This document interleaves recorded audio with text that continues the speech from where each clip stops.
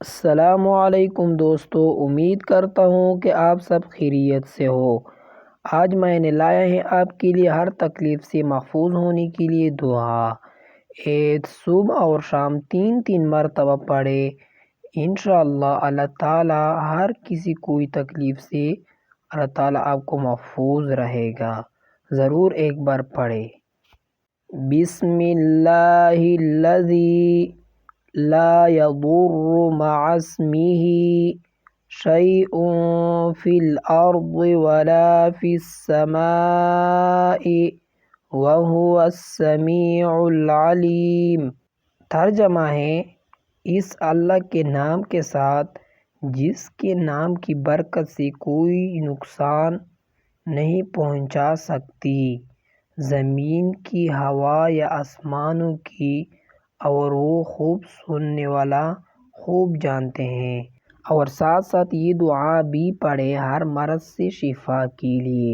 نبی کریم صلی اللہ علیہ وسلم نے ارشاد فرمایا کہ جس شخص کی موت کا وقت ہی نہ آ چکا ہو، اس کو اس کی دعا کی برکت سے اللہ تعالی شفا فرما دیتے ہیں۔ وہ دعا یہ ہے، ایک بار ضرور پڑھے میرے ساتھ۔ اسأل اللہ العظیم رب العرش العظیم ان یشفیک۔ ترجمہ ہے، وہ اللہ جو خود عظیم ہے اور عظیم عرش کا مالک ہے، میں اس سے سوال کرتا ہوں کہ وہ تمہیں شفا عطا فرمائے۔ ان حضرت صلی اللہ علیہ وسلم نے بیمار کی عیادت کے وقت 7 مرتبہ یہ دعا پڑھنے کی تلقین فرمائی۔ جب بھی نبی کریم صلی اللہ علیہ وسلم کسی بیمار کی بیمار پرسی کرتے تو یہ دعا اس کو پڑھنے کی تلقین فرمائی کہ یہ دعا 7 مرتبہ پڑھے۔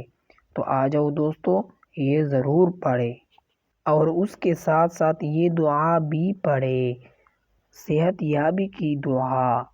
اذہب البأس رب الناس واشف انت الشافی لا شفاء الا شفاؤک شفاء لا یغادر سقما۔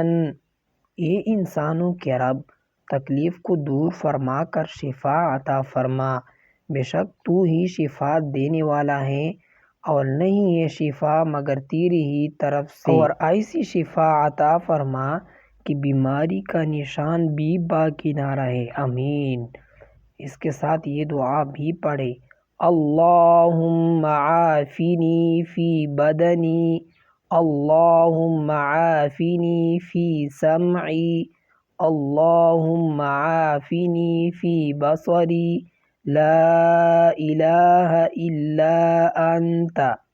اے اللہ، میرے بدن میں عافیت عطا فرما، میرے کانوں قوت سماعت میں عافیت عطا فرما، اور میری آنکھ کو قوت بصارت میں عافیت عطا فرما۔ اے اللہ، تیرے سوا کوئی معبود نہیں۔ تو دوستو ایک بار ضرور پڑھے۔